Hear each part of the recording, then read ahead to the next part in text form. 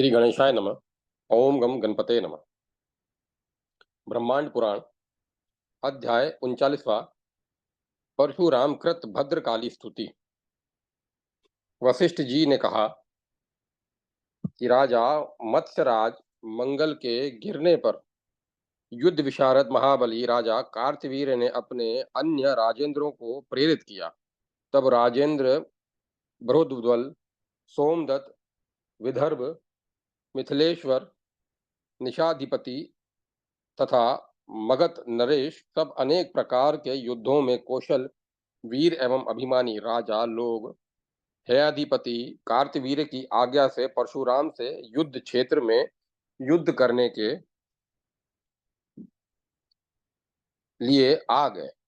हाथ में पिनाक धारण करने वाले राम ने अग्निशिखा के समान बाणों में उत्तम नागपाश को अभिमंत्रित करके फेंका।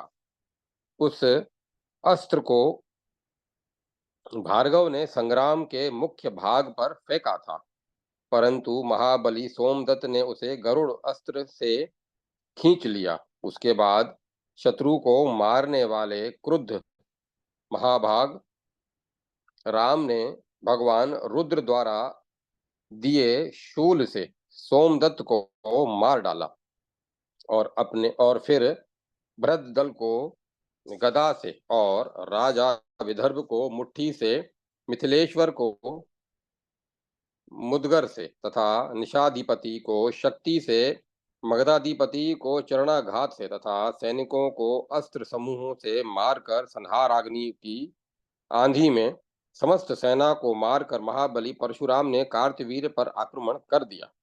परशुराम को युद्ध करने को आता हुआ देखकर युद्ध में क्या करना चाहिए, क्या नहीं करना चाहिए, इस नियम को जानने वाले अन्य महारथी राजा लोग कार्तवीर्य को पीछे करके कार्तवीर्य को मित्रता दिखाते हुए परशुराम से युद्ध करने लगे।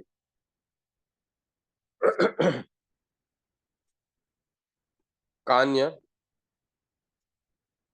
कुब्ज, सौराष्ट्र और अवंती के सैकड़ों राजा लोग चारों ओर से परशुराम पर बाणों की बौछार करने लगे। उन राजाओं के बाण समूहों से ढके हुए राम संग्राम क्षेत्र में दिखाई नहीं दिए। तब हे राजन, अकृतवर्ण ने रामचरित्र को स्मरण किया, जिसको कि हिरण ने कहा था। उस रामचरित्र में मुनि अकृतवर्ण ने भार्गवेंद्र परशुराम की हरि से कुशलता की याचना की। इसी समय शस्त्र और अस्त्र में के संचालनज्ञ, कलाना जानने वाले तथा मंत्रज्ञ रणकांक्षी परशुराम वाव्यास्त्र से समस्त बाण समूहों को काटकर उसी प्रकार उठे जिस प्रकार सूर्य कोहरा से उठता है, कोहरा से उठते हैं। बलि राम ने 3 रात तक उनके साथ समर में युद्ध किया और 12 अश्वनी सेना को काट डाला। जिस प्रकार दुर्गा ने परस धव आयुधों सब का स्तंभन कर दिया, उसी प्रकार उन सब राजाओं तथा उनकी महासेनाओं को महात्मा परशुराम द्वारा मरा हुआ देखकर सूर्यवंश में उत्पन्न महापराक्रमी राजा सुचंद्र आ गया। लाखों क्षत्रियों से युक्त 7 अश्वनी सेना के साथ वहां अनेक महावीरों ने मेघ के समान गर्जना करते हुए तथा पृथ्वी को कपाते हुए परशुराम से युद्ध किया। हे राजन, उनके द्वारा प्रयुक्त शस्त्रों और महाशस्त्रों को प्रतापवान परशुराम ने क्षण भर में नष्ट कर दिया। तब कालंतक यम के समान दिव्य परशुराम को लेकर सकल सेना मारने को समय तय करते हुए सकल सेना को काट डाला। जिस प्रकार खेत में किसान पके हुए धान तथा तृण को दराती से काट डालता है, उसी प्रकार परशुराम ने समस्त सेना को फरसे से काट डाला। 1 लाख क्षत्रियों की सेना को परशुराम द्वारा कटा हुआ देखकर हे राजन, सुचंद्र नाम का राजा समर में युद्ध करने लगा। वहां अनेक प्रकार के शस्त्र अस्त्र चलाना जानने वाले वे दोनों संक्षुब्ध होकर मुनीश और नप्तीश युद्ध करने लगे। परशुराम ने उस सुचंद्र पर जितने भी अस्त्रों को फेंका, उनको युद्ध कुशल सुचंद्र ने काट दिया। उसके बाद क्रोधित परशुराम ने रण में क्रिया प्रतिक्रिया जानने वाले राजा सुचंद्र को जानकर नारायण अस्त्र को स्पर्श कर धनुष पर चढ़ा दिया धारण कर किया धनुष पर धारण किया। जिस अस्त्र का प्रभाव अनिवार्य था, उस सैकड़ों सूर्य आभा के समान उस नारायण अस्त्र को बुद्धिमान परशुराम ने फेंका तो शीघ्र प्रसन्न हो रथ से उतरकर राजा सुचंद्र ने उस अस्त्र को प्रणाम किया। नारायण द्वारा विशेष रूप से बनाया गया सब अस्त्रों में पूज्य वह अस्त्र भी उस नतमस्तक राजा को छोड़कर नारायण के पास चला गया। तब युद्ध में शत्रु का मर्दन करने वाले परशुराम उस महाअस्त्र को व्यर्थ देखकर तथा उस राजा सुचंद्र को स्वस्थ देखकर आश्चर्यचकित हो गए। तब परशुराम ने शक्ति, मूसल, तोमर, पटिश, गदा और परशु को राजा सुचंद्र के सिर पर क्रोध से फेंका। राजा सुचंद्र ने उन सबको खेल खेल में ग्रहण कर लिया तथा जब राम ने उस राजा पर शिव के त्रिशूल को फेंका, वह त्रिशूल राजा के गले में फूलमाला बन गया। तब परशुराम ने उस राजा के सामने संसार को पैदा करने वाली नरमुंडों की माला को धारण करने वाली विकट मुख वाली भय पैदा करने वाली सिंह पर सवार 3 नेत्र वाली और श्रेष्ठ त्रिशूल धारण करने वाली भद्रकाली को खड़े हुए देखा।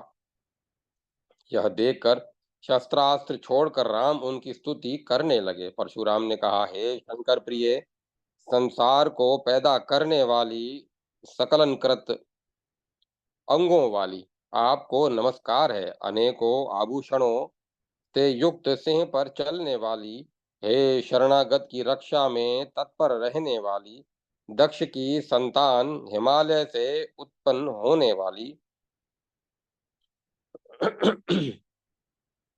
महेश्वर के अर्धांग के समान स्थित रहने वाली माँ, तुम्हें मैं नमन करता हूँ। हे काली, हे कलानाथ की कला को धारण करने वाली, हे भक्तों से प्रेम करने वाली, भुवनों की अधिपा, तारा नाम वाली, शिव तत्परा, गणेश द्वारा आराधित चरणों वाली भद्रकाली, तुम्हें नमस्कार है। हे परात्परे, परम इष्ट को देने वाली, देहिक, देविक और भौतिक तीनों प्रकार के तापों के उन्मूलन के लिए चिंतन करने वाली, संसार के कल्याण के लिए अस्त पुरत्रय बालादिकाय त्रिपुर सुंदरी नाम वाली, तुमको मेरा नमस्कार है। समस्त विद्याओं के में विलास, भोग विलास, आनंद समृद्धि देने वाली, जगत जननी, निहित हित करने वाली, बकानना, बहुत सौख्य प्रदान करने वाली, अनेकों प्रकार के असुरों और दानवों का विध्वंस करने वाली भद्रकाली, तुम्हें नमस्कार है। अभय वर प्रदान करने वाली, भुजाओं वाली अभय वर प्रदान करने वाले भुजाओं वाली, समस्त वाणियों से नमस्कृत पति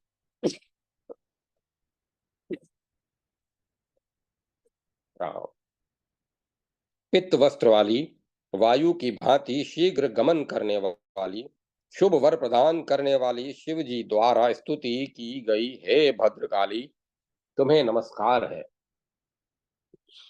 गरुड़ पर गमन करने वाली, भरत के नव कुंडों का पालन करने वाली, नील पर्वत की आभा वाले अंगों से सुशोभित प्रभा वाली, लघु क्रमे ललिता नाम वाली, लेखाधिपे लवण समुद्र वाली दुर्गे, तुम्हें नमस्कार है। चंचल नेत्र वाली, न नष्ट होने वाली, लाक्षारस महावर से अलंकृत चरण कमलों वाली, रमा नाम वाली, कामदेव पत्नी रति से प्रेम करने वाली, रोगों को नष्ट करने वाली, अखिल प्रपंच की रचना करने वाली देवी तुम्हें मेरा नमस्कार है। हे राज्य प्रदान करने वाली, रमण के लिए उत्सुक रहने वाली, रुचिर वस्त्रों वाली, हे महादेवी तुम्हें पीछे से, सामने से, पास से, नीचे से और ऊपर सब ओर से बार बार नमस्कार है। हे भद्रकाली, तुम्हें सदा और सर्वत्र नमस्कार है। हे अखिल संसार रूपी शरीर वाली देवी, तुम्हें नमस्कार है। हे भद्रकाली, हे देवेशी, तुम प्रसन्न हो जाओ तथा मैंने जो पहले प्रतिज्ञा की है उसका पालन करो। माँ, हे भद्रकाली, तुम ही तीनों लोकों की माता हो तथा तुम ही पिता हो, अतः तुम्हें मैं पुनः पुनः नमस्कार करता हूँ। वशिष्ठ ने कहा कि हे राजन, तब भद्रकाली की परशुराम ने स्तुति की। तब तरल हृदय वाली भद्रकाली प्रसन्न हो गई और वरदान देने के लिए उद्यत होकर बोली। भद्रकाली ने कहा कि हे वत्स राम, महाभाग, मैं इस समय तुम पर प्रसन्न हूँ। वर मांगो जो तुमने अपने हृदय से में सोच लिया है। परशुराम ने कहा कि हे माँ भक्तवत्सले, यदि तुम मुझे वर देना चाहती हो तो जो यह सुचंद्र है वह युद्ध में आपकी कृपा का पात्र है। अतः मेरा कहना है कि हे देवी, किसी न किसी उपाय से तुम मेरे मन को प्रसन्न करो। अतः हे माँ, तुम्हें नमस्कार है। भद्रकाली ने कहा कि अग्न्यास्त्र ने राजेंद्र सुचंद्र को मेरे घर भद्रकाली ने कहा अग्न्यास्त्र ने से राजेंद्र सुचंद्र को मेरे घर ले जाओ। यह मेरा अति प्रिय है, जो यह आज ही मेरा पार्षद हो जाएगा। वशिष्ठ ने कहा कि इस प्रकार सुनकर वे भार्गवेंद्र परशुराम देवी का हित करने के लिए तैयार हो गए। तब उन्होंने प्राणों को रोककर प्राणायाम करके आचमन करके सुचंद्र को लक्ष्य बनाकर समाधि धारण कर ली। तब हे राजन, परशुराम ने राजा सुचंद्र को मारने के लिए बलपूर्वक उस अस्त्र का प्रयोग किया। तब वह अस्त्र उस राजा के पंचभूत में शरीर को जलाकर पर देवता के लोक को चला गया। उसके बाद परशुराम के द्वारा प्रणाम की गई वे संसार की आदि कर्त्री भद्रकाली अंतर ध्यान हो गई। फिर राजाओं के वध की इच्छा रखने वाले जमदग्नि सुत परशुराम युद्ध में स्थित हो गए। इस प्रकार श्री ब्रह्मांड पुराण वायु प्रोक्त मध्य भाग तृतीय उपोद्घात पाद 39वां अध्याय परशुराम कृत भद्रकाली स्तुति संपन्न हुआ। जय माता सरस्वती। जय मां सरस्वती। अध्याय 40वां। कार्तवीर्य अर्जुन का वध। वशिष्ठ जी ने कहा, सुत जी द्वारा ऋषियों को सुनाए जा रहे कथा प्रसंग में राजा सगर को भार्गव चरित्र बताने के क्रम में मुनि वशिष्ठ ने महाराज सगर से कहा कि राजन, राजेंद्रों के शिरोमणि सुचंद्र की जी जब भूमि पर गिर गए तब उनका पुत्र पुष्कराक्ष राम से युद्ध करने आ गया। सब प्रकार शस्त्रास्त्रों का ज्ञाता महापराक्रमी व रथ पर सवार हो रण में अत्यंत उग्र यमराज के समान परशुराम को देखकर परशुराम पर सब ओर से बाणों की वर्षा करने लगा। थोड़ी देर के लिए परशुराम जी भी बाणों से पूरी तरह ढक दिए गए। उसके बाद हे महाराज, अचानक महाबली परशुराम ने सब और बाण के बंधन को काट दिया। तब सुचंद्र के पुत्र उस पुष्कराक्ष को देखकर जलाने की इच्छा वाले अग्नि के समान क्रोध को धारण कर लिया। तब क्रोध से समाविष्ट उनने वरुण अस्त्र का प्रहार कर दिया। उससे भैरवनाद करने वाले गरजते हुए मेघ उत्पन्न हो गए। तब हे राजन, मेघ जलधाराओं से वर्षने लगे और पृथ्वी को जला अपलावित कर दिया। तब महापराक्रमी पुष्कराक्ष ने वाव्य अस्त्र का प्रहार किया। उस वाव्य अस्त्र द्वारा सभी और बादल मेघ दिखाई नहीं देने लगे। इसके बाद क्रुद्ध परशुराम ने ब्रह्मास्त्र का संधान कर दिया। महाबली पुष्कराक्ष ने उस ब्रह्मास्त्र को उसी से खींच लिया। तब ब्रह्मास्त्र को आहत देखकर डंडे से आहत सर्प की भांति घोर परशु को लेकर बिना श्वास लिए परशुराम दौड़े। वहां राम जैसे ही दौड़े तब पुष्कराक्ष धनुर्धर ने जीभ लपलपाते हुए सर्प की भांति 5 शिखाओं वाले चमकते हुए बाणों का संधान कर दिया। तब वहां एक बाण ने परशुराम के हृदय में, सिर में, दोनों भुजाओं में और शिखाओं में क्रमशः फोड़कर बहुत आतुर परशुराम को जहां के तहां रोक दिया। इस प्रकार उस युद्ध में पुष्कराक्ष द्वारा पीड़ित राम ने क्षण भर ठहर कर तेजी से दौड़ते हुए परशु को उसके सिर पर मारा। तब उन्होंने पुष्कराक्ष की शाखा को पकड़कर पैरों से दबाकर उसको चीरकर 2 टुकड़े कर दिए, जिससे पुष्कराक्ष भूमि पर गिरा। वैसे ही उसी समय लोगों के देखते ही देखते स्वर्ग में देवताओं को बहुत अधिक आश्चर्य हो गया। परशुराम ने उस महाबल पुष्कराक्ष को चीर कर क्रोधित होकर उसकी समस्त सेना को उसी प्रकार जला दिया जिस प्रकार वन को अग्नि जला देती है।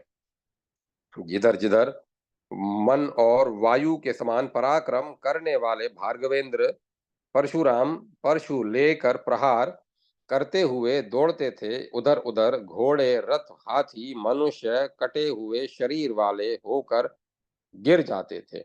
अति बल वाले परशुराम के द्वारा युद्ध में फरसे से मारे गए लोग हाँ तात हाँ मातः कहते हुए भस्म हो रहे थे और चूर चूर हो रहे थे। अतः मुहूर्त मात्र में ही भार्गव ने पुष्कराक्ष की समस्त सेना को तथा अनेक क्षत्रियों के समूहों को मारने वाले को तथा बहुत अधिक आतुर 9 अक्षौणी सेना को मार डाला। पुष्कराक्ष के भूमि पर गिरने पर महापराक्रमी कार्तवीर्य अर्जुन सोने के रथ पर सवार होकर स्वयं आ गया।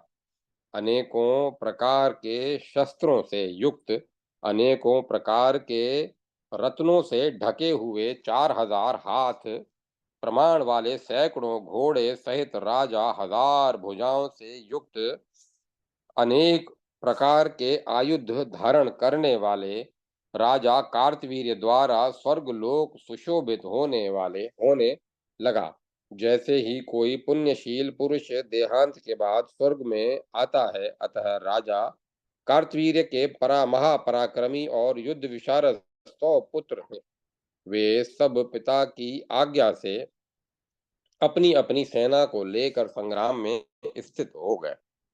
बलवान कार्तवीर्य ने युद्ध क्षेत्र में राम को देखकर यमराज के समान प्रख्य युद्ध करना प्रारंभ कर दिया। जो सब शास्त्रास्त्रों को धारण करने वाली अपने दाएं हाथ पर 500 बाणों तथा बाएं तरफ 500 धनुष को धारण को समर में परशुराम को जीतने के लिए कार्तवीर्य ने ग्रहण किया। फिर हे राजन, उन कार्तवीर्य ने परशुराम के ऊपर उसी प्रकार बाणों की वर्षा की जिस प्रकार की मेघ पर्वत के ऊपर बरसता है। उस बाणों की वर्षा से युद्ध में सत्कृत भृगुनंदन परशुराम ने अपने दिव्य धनुष को ग्रहण किया और उसी प्रकार बाण वर्षा की। तब वे दोनों रण संतृप्त योद्धा भार्गव और है ने अतुल तुमुल रोमांच पैदा करने वाला युद्ध किया। राजा कार्तवीर्य ने युद्ध में परशुराम के वध के लिए ब्रह्मास्त्र का संधान कर दिया। राम ने भी जल का स्पर्श करके ब्रह्मास्त्र का संधान कर दिया। उसके बाद आकाश में सदा आपसे चिपके हुए दो अस्त्र दिखाई दे रहे थे। वे जलते हुए सूर्य के समान तेज से लगातार आकाश में बढ़ रहे थे। पाताल सहित तीनों लोग उस महान आश्चर्य को देखकर जलते हुए दोनों अस्त्रों ने परशुराम के उपसंयम को मान लिया। तब परशुराम ने संसार का पूर्ण विनाश देखकर जग निवास भगवान शंकर को स्मरण किया। परशुराम ने कहा कि आज मुझे इस संसार की रक्षा करनी चाहिए, अतः हे परम अंश को धारण करने वाले आप द्वारा इस ब्रह्मास्त्र का संयम निवारणीय है। इस प्रकार उग्र तेज वाले प्रभु परशुराम ने दोनों नेत्रों से उन दोनों अस्त्रों को पी लिया और संसार को बचाने के लिए महात्मा राम ध्यान लगाकर स्थित हो गए। तब उनके उस ध्यान के प्रभाव से उनका ब्रह्मास्त्र प्रभावहीन प्रभावहीन हो गए। के बाद अचानक उसी क्षण ब्रह्मास्त्र भूमि पर गिर पड़ा और संसार ने स्वास्थ्य को प्राप्त किया। वे जमदग्नि सुत परशुराम महानों में महान को उत्पन्न करने को, पालन करने को और संहार करने को समर्थ थे। फिर भी उन्होंने इस संसार में अपने प्रभाव को छिपाने के लिए लोक विधि को स्वीकार किया। अतः धनु को धारण करने वाले सबसे बड़े शूरवीर सज्जनों में अग्रणीय वह स्वान प्रभावशाली सभाओं में तथ्य की बात बोलने वाले समस्त प्रकार की कलाओं में कृत प्रत्न विद्याओं और शास्त्रों में विद्वान पुरुष विधि को जानने वाले इस प्रकार के लोग मनुष्य लोक में अपने स्वभाव को फैलाते हुए नित्य सबको स्वस्थ करते हैं। क्षत्रियों का संहार करने वाले उन परशुराम ने समस्त लोकों को जीत लिया था। इस प्रकार प्रसिद्ध प्रभाव वाले उन दोनों ब्रह्मास्त्रों को प्रशांत करके वे परशुराम युद्ध क्षेत्र है वंश के कार्तवीर्यार्जुन को मारने के लिए पुनः प्रवृत्त हुए।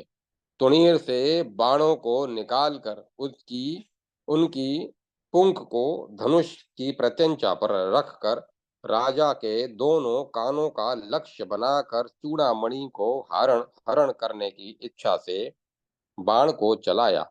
वह राजा जिसने कि समस्त संसार को जीत लिया था, वह अब कटे हुए कान वाला होकर इस युद्ध में राम के द्वारा नष्ट हुए पराक्रम वाला तथा तिरस्कृत आत्मा वाला बन गया।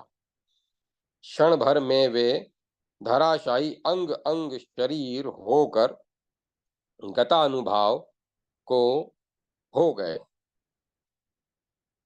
अब उनका बहुत दीनहीन शरीर ऐसा लग रहा था मानो कि किसी ने चित्र में किसी बहुत दीन व्यक्ति का चित्र बना दिया हो।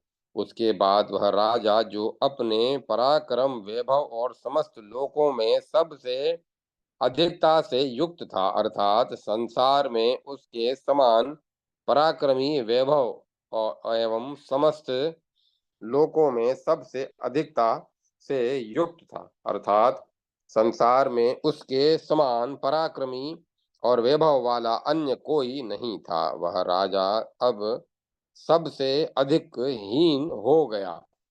तब फिर उस राजा ने सोचा कि मैंने पौलत्स्य कुल पर विजय प्राप्त की, जिसमें कि रावण को भी हराया था। वह आज मैं हुआ हूँ, यह विचार कर शोक करता हुआ वह फिर युद्ध जीतने की इच्छा करने लगा। तब फिर उसने अपनी आंखें बंद करके आत्रेय कुल प्रदीप भगवान दत्तात्रेय का ध्यान किया। जिनके प्रभाव से तथा जिनकी कृपा से प्राप्त पराक्रम से उस राजा कार्तवीर ने समस्त लोकपालों को जीत लिया था। जब उन जब उस राजा के हृदय में महानुभाव दत्तात्रेय ने दर्शन नहीं दिया, तब खिन्न होकर राजा कार्तवीर ने बार बार ध्यान लगाया। हे राजन, बार बार ध्यान करते हुए वे दत्तात्रेय उस राजा के मन में दृष्टि गोचर नहीं हुए। अनेकों बार ध्यान से भी राजा के ध्यान पथ में उपस्थित नहीं हुए, क्योंकि तपस्वी लोग दांत तमस अर्थात अहंकार को दमन करने वाले पापी और दुष्कर्म करने वालों के कार्य को करने वाले नहीं होते हैं। इस प्रकार जब अत्रि के पुत्र महात्मा दत्तात्रेय को राजा कार्तवीर ने अपनी ध्यान पथ में नहीं देखा, तब अत्यंत दुख से छटपटाता हुआ राज शोक और मोह से युक्त हो गया। तब उस शोक गमन राजा से चित्त की समस्त दशाओं को देखने वाले महात्मा परशुराम ने कहा कि हे राजन, तुम शोक भाव में मत जाओ, क्योंकि महानुभाव कभी शोक नहीं करते। जो तुम्हारे वर के लिए आदि सर्ग में मैं हुआ था, वही मैं तुम्हारा नाश करने के लिए आया हूँ। इसीलिए तुम अपने मन में धैर्य धारण करो।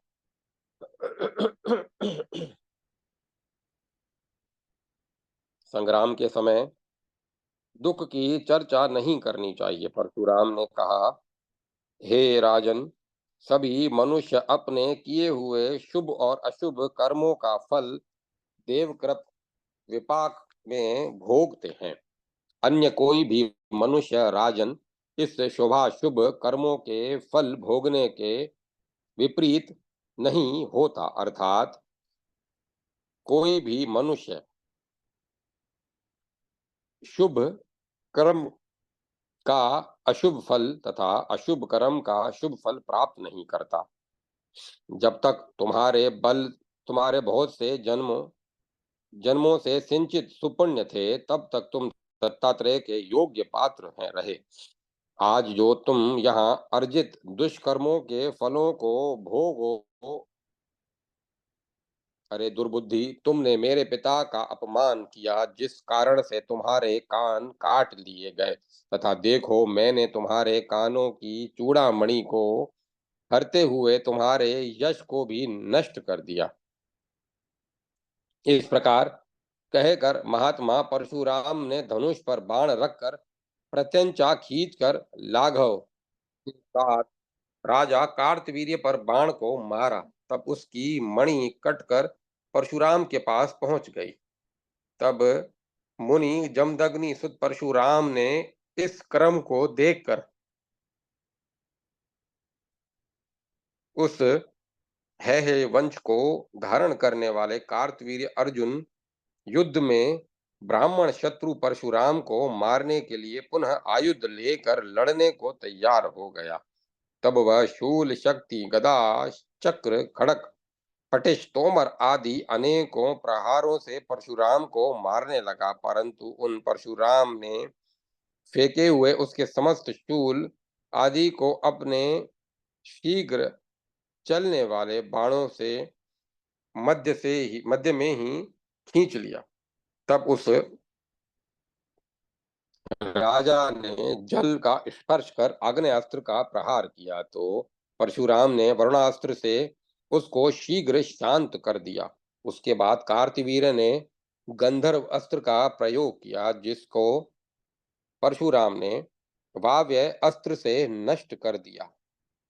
उसके बाद राजा कार्तवीर्य ने नाग अस्त्र का प्रहार किया। तब राजा के नाग अस्त्र को परशुराम ने गरुड़ास्त्र से काट दिया। उसके बाद युद्ध में राजा ने भार्गव के वध के लिए दत्तात्रेय द्वारा दिए गए न व्यर्थ होने वाले शूल को मंत्र पूर्वक ग्रहण किया। वह शूल देवों और असुरों के द्वारा सैकड़ों सूर्य की आभा से भी न हटाने वाले प्रभाव वाले उस शूल को कार्तवीर्य ने समग्र बल से राम को लक्ष्य करके फेंका। वह शूल परशुराम के सिर में लगा, तब उसके प्रहार से परशुराम बहुत व्यथित हो गए। उसके बाद परशुराम मूर्छित हो गए और हरि का स्मरण करते हुए गिर गए। परशुराम के गिरने पर सब देवता भय से व्याकुल होकर ब्रह्मा, विष्णु और महेश्वर के पास गए। शंकर तो महाज्ञानी हैं, वे तो साक्षात मृत्यु को जीतने वाले तथा सर्व समर्थ हैं। उन्होंने संजीवनी विद्या से परशुराम को जीवित कर दिया।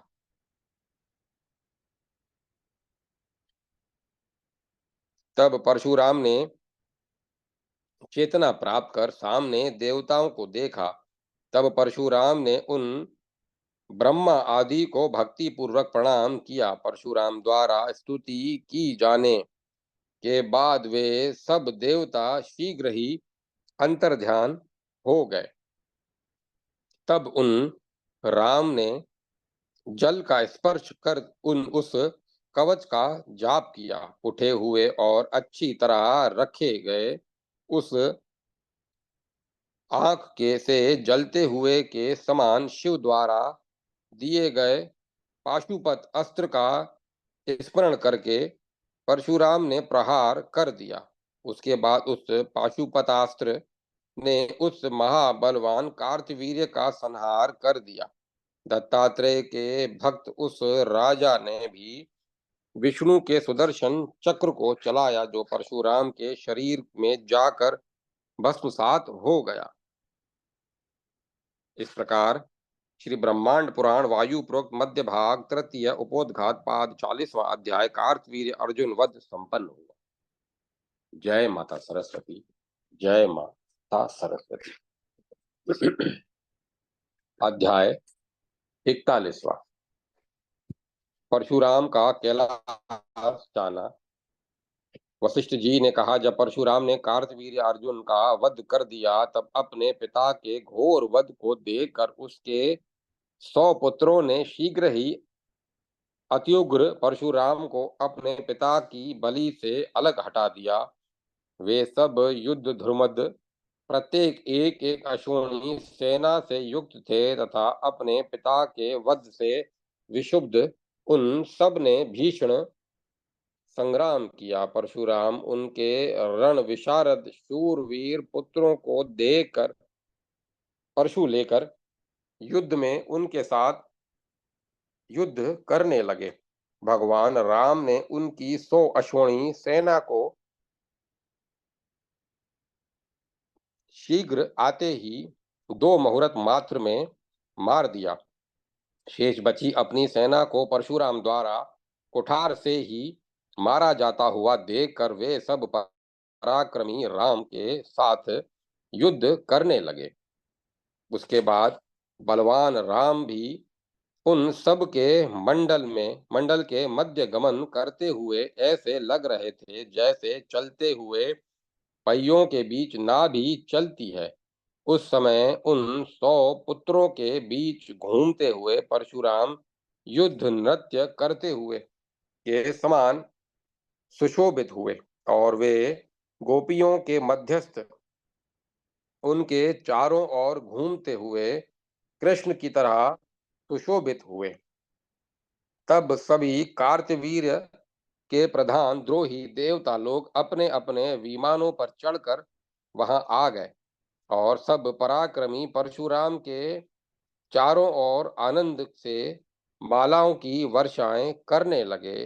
जो शस्त्र के गिरने से जो हुंकार कर्ब ध्वनि उठती है, उस ध्वनि वह ध्वनि स्वर्ग को स्पर्श करती हुई नाच गाना बजाना अर्थात नृत्य गान और वाद तीनों में की मिली हुई ध्वनि के समान थी तथा बाण से शत नाखून, दांत और पैर ऐसे लगते थे मानो घूम रहे हैं। शस्त्रों से शत विशत अंग वाले सैनिक क्रंदन कर रहे थे अर्थात करा रहे थे, तो वे ऐसे लगते थे मानो कि गीत गाने वाले गीत गा रहे हों। इस प्रकार नृप युद्ध मंडल को देवता लोग अत्यंत आश्चर्य युक्त आंखों से देख रहे थे। उसके बाद युद्ध में अनेकों प्रकार के शस्त्र समूहों से राजपुत्रों को मारने की इच्छा वाले परशुराम ने अत्यंत बलवानों को मंडल से अलग करके धनुष हाथ में लेकर उनकी पंक्ति को फोड़कर एक एक करके सैकड़ों वीरों को मार डाला।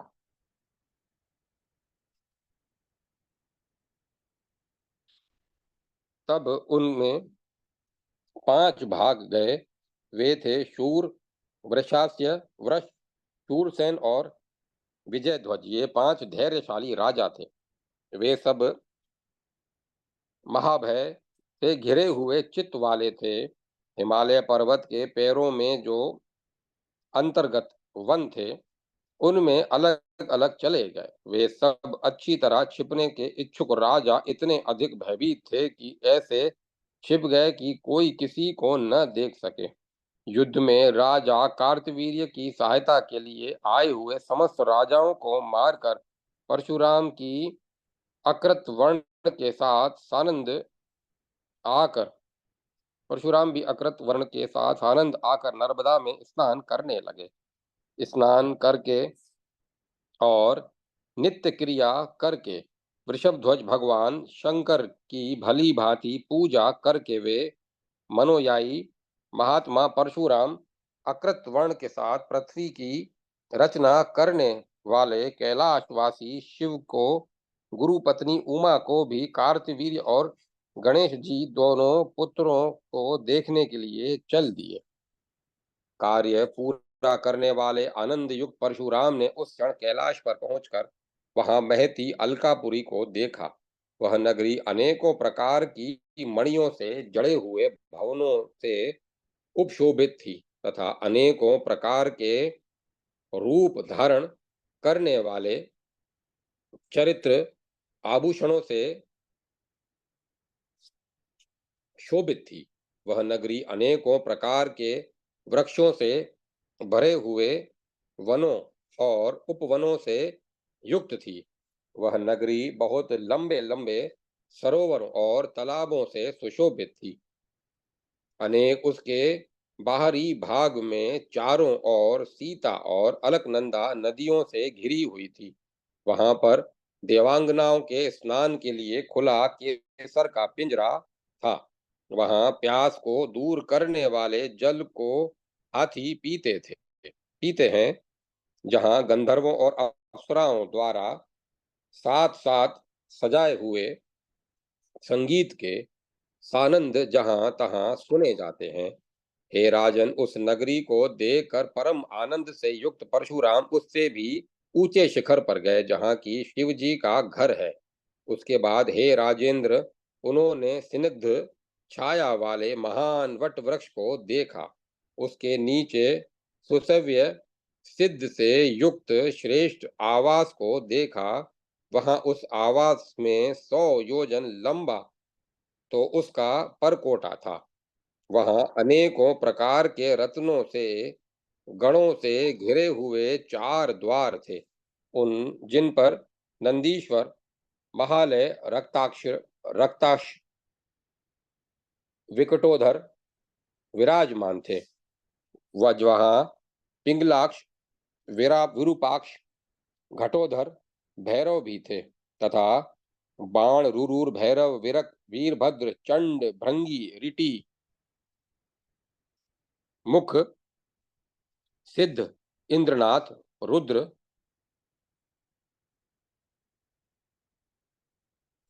विद्याधर, महान सर्प विराजमान थे और भूत, पिशाच, कुष्मांड, ब्रह्म, राक्षस, बेताल, दानवेंद्र, योगींद्र, जटाधर विद्यमान थे तथा यक्ष, किम पुरुष, डाकनी तथा योगिनी विराजमान थे।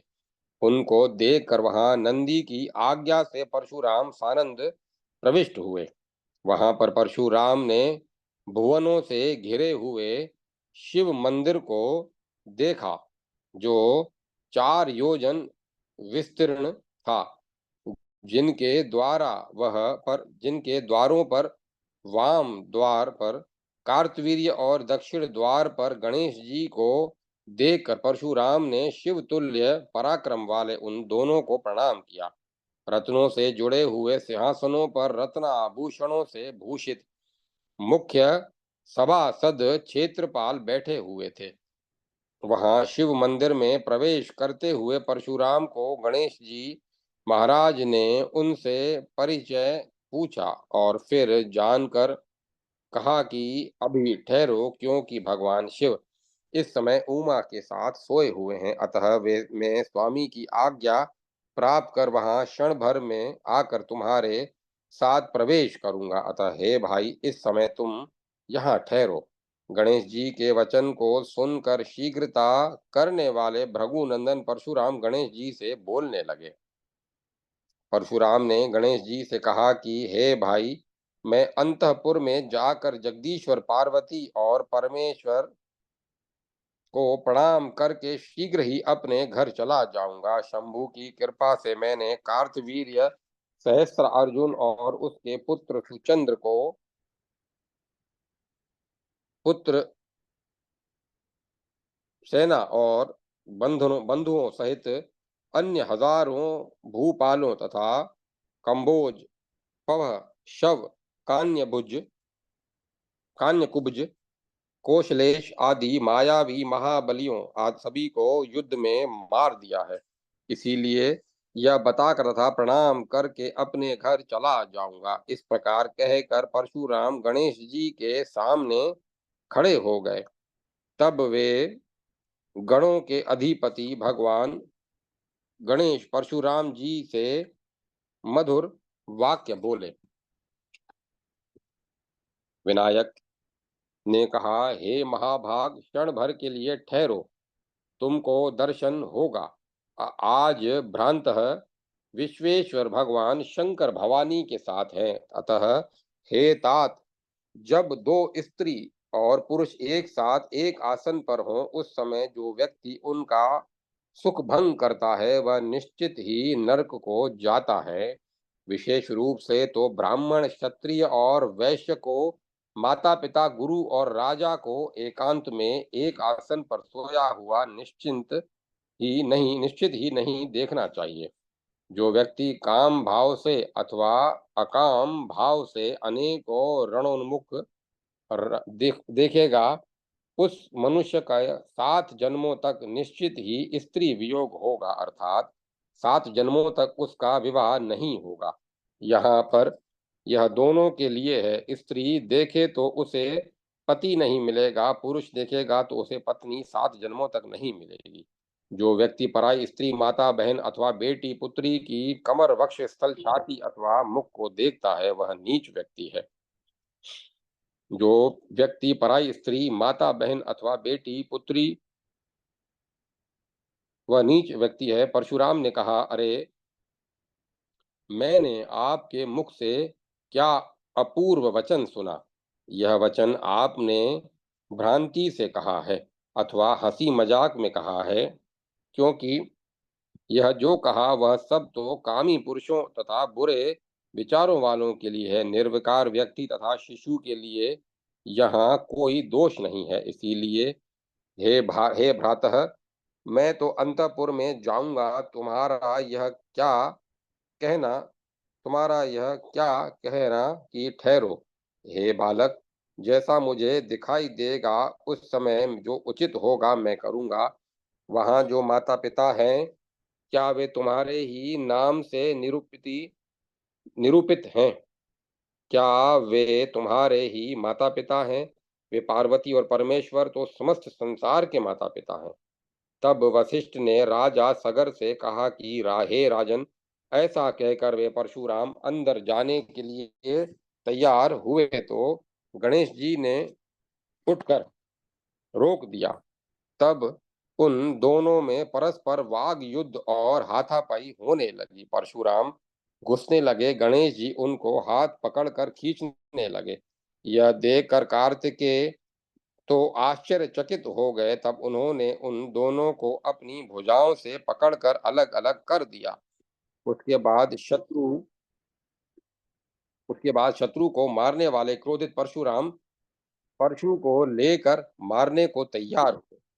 तब क्रोध से परशु फेंकने वाले परशुराम को तथा अपनी और आए हुए परशु को देखकर गणेश जी ने वेग पूर्वक उस परशु को पकड़कर वेग पूर्वक ऐसा फेंका कि वह परशु भूलोक, भुवरलोक, स्वर्गलोक, महरलोक, जनलोक, तपोलोक और सत्यलोक को पार कर बैकुंठ में जा पहुंचा।